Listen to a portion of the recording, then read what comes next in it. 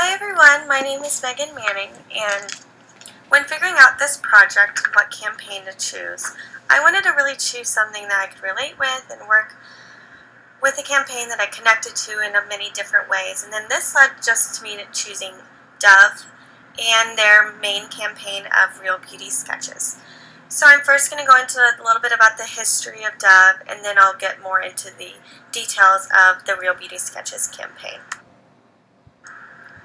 So a bit about Dove's history is they are a company that was created in 1957, and they are under the parent company of Unilever, which is a company that owns a lot of different other ones. And they started with their introduction of their beauty bar, which is just a bar of soap, but they created as something more than just the ordinary soap, as you can see in the picture on the slide. And they created it as something for women to use. That was just a little something extra to make you feel beautiful. And they are the world's top cleansing brand. And the thing I like about Dove is that they're a company that is really based on their values and really strong with upholding those values. So they make products that make you look and feel your best. And their social mission is just ensuring that the next generation grows up enjoying a positive relationship with the way they look. And so they do this in many different ways of trying to translate this mission to consumers, and it just really hits home with consumers the way that they make them feel. A little bit about Dove's products. They obviously, like I just said, started with the beauty bar, but then continued to grow after that.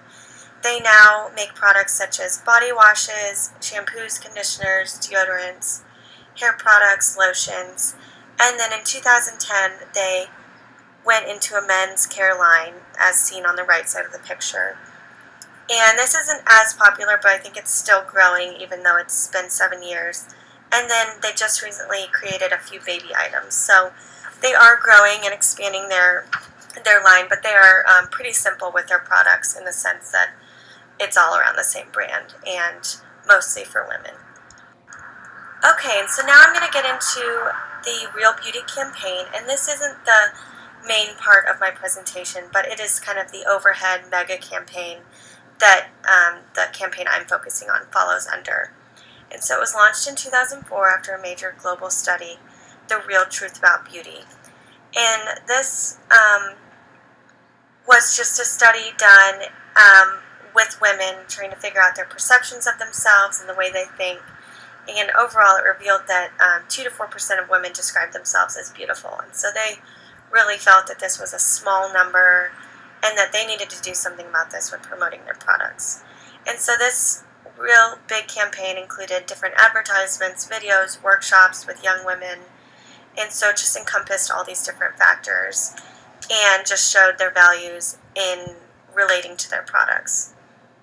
And so they also displayed a successful campaign in 2006 called the Dove Self-Esteem Project, and that is what it contained a lot of different advertisements to focus on the next generation of women growing up, but it focused on real women, not supermodels, not maybe super thin, but showing that they're comfortable with themselves on TV and advertisements. And so this kind of just really jump-started everything and jump-started the way people think about themselves if they're seeing models such as them on air. And overall, it's just a continuous campaign. Like I said, it started in 2004, and it's still going now. And so I think this is just a really good way to hit home with people.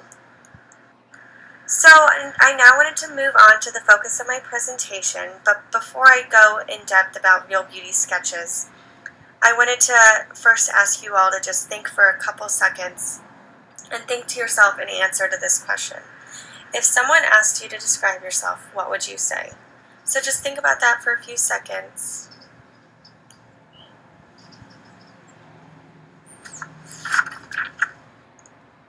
Okay, based on that question and a few that I will discuss later, that was the main question that is behind the Real Beauty Sketches campaign.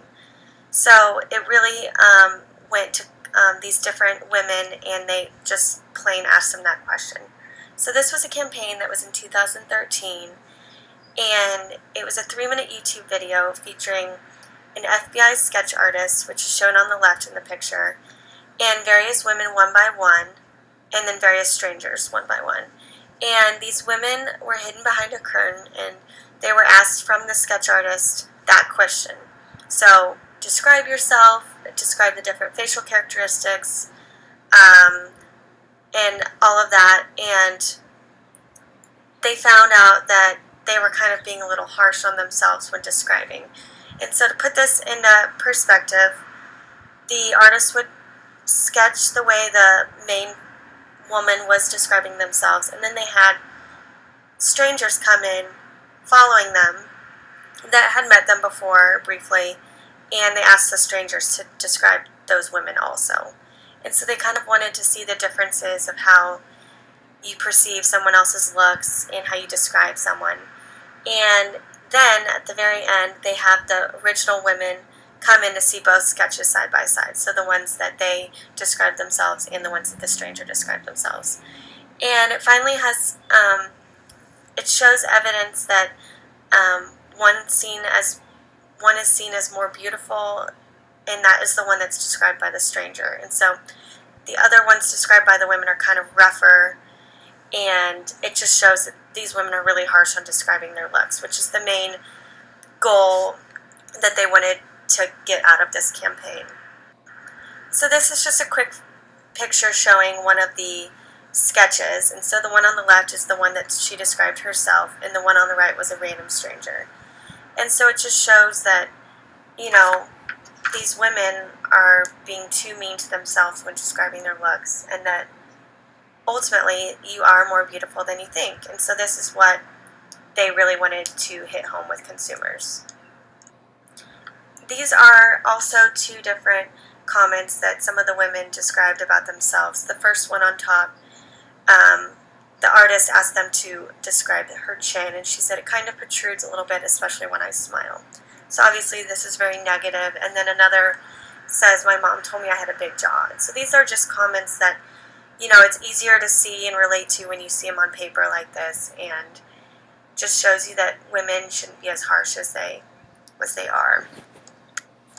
So getting more in depth about the campaign, I first wanted to go through some of the goals. The main goal was just to get more brand exposure, and I would say display the brand image. So they have all these values that they want to portray to consumers, and so this ultimately is what makes up their brand. It's the image of their brand and their company. And so by making this campaign and showing firsthand and showing that you are more beautiful than you think as their slogan, just displays that brand image clearly. And by getting this video going around and around and people seeing it, it just gets more brand exposure and people realizing that this company is doing a lot of good.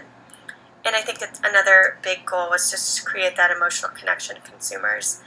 This really hit home with consumers, and they really emotionally were connected to it and felt it just really hit them in a way to where they could relate. And it's made some sad, it made some happy, but either way it was an emotional connection. And then ultimately the goal of Dove as a whole and this film is to inspire every single one of the 80% or like even the 90% of women who feel anxious about their looks or who don't think that they are beautiful. So it really wanted to get to those consumers. So this campaign was mostly featured on YouTube. That's where it was posted, and then it was also posted on Facebook to get shares. But its main platform was YouTube through their channel. And it also was featured in many different print ads, just some images featuring in the video, and then a lot of online discussions, whether it was through Facebook or Twitter or on the YouTube comments. It just really created a lot of blogging and discussions and comments, so I think that was a big part of this.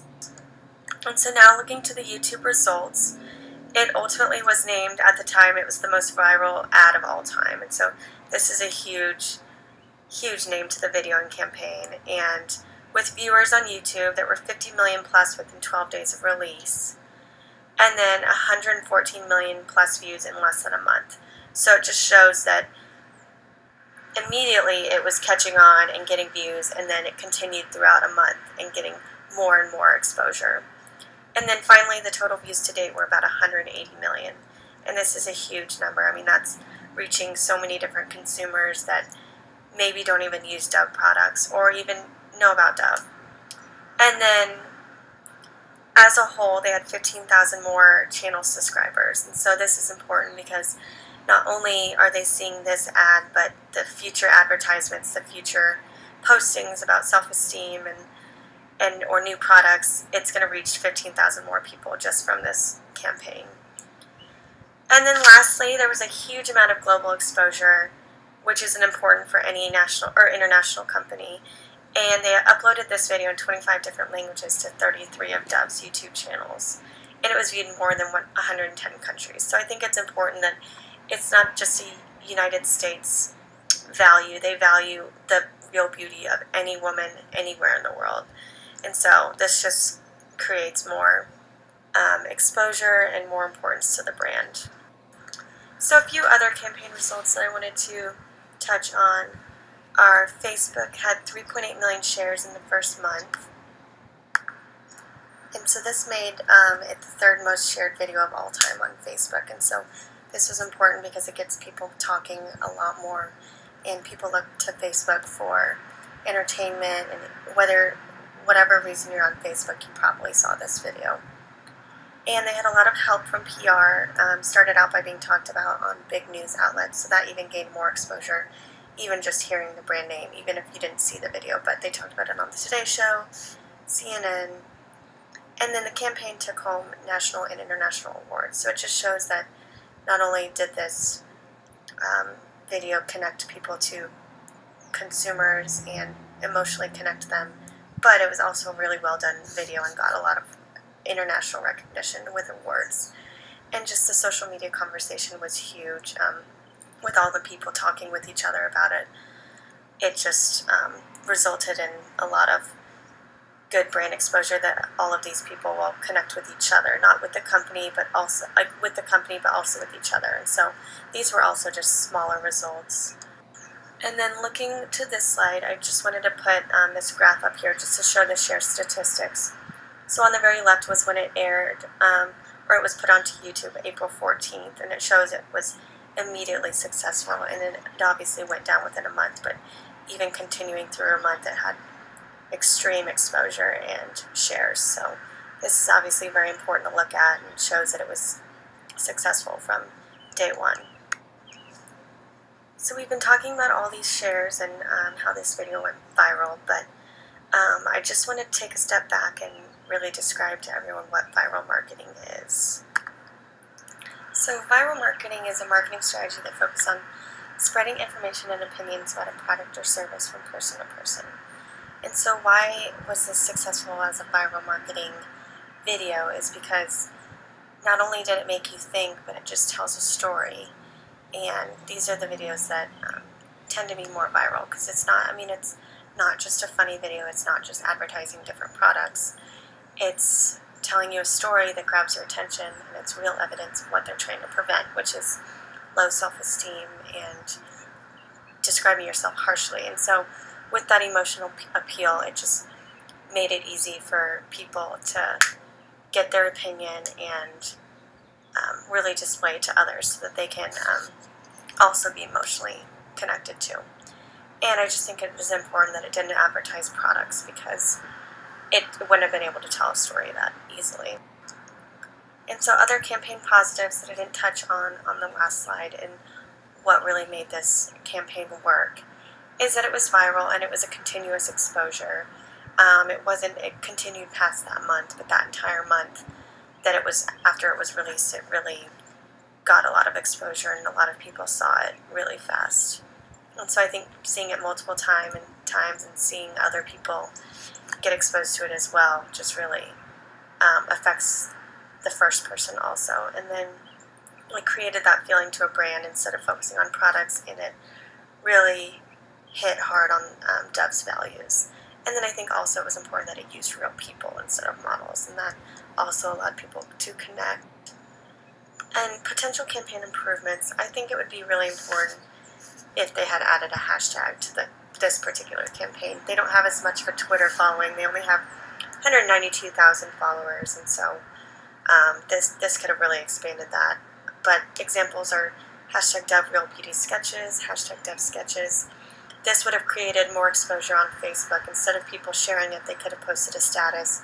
Just saw the DovRealBeauty Sketches video, hashtag DevSketches, and it really made me sad and really connected well. And this would show up on the share page, and other people would see it, and they would just get more exposure. And I think it's also important if they were to try to develop campaigns for their new product line, so the baby line and the men's care product line. It would be a lot different for consumers to see, but I think it's important to get that extra exposure for their new lines, and it's a lot of markets that they could catch and a lot of people that they could expose themselves to. And then I think that they just need improvement on other social media followings. Like, they have 26.9 million likes on Facebook, which is really great, but Instagram isn't doing as well, and there's a lot of opportunity there. So they could post Instagram photos weekly featuring one of the ladies that was sketched, kind of tell a story, or they could have Snapchatted the sketching as a video teaser, and they have just a lot of opportunities on different outlets.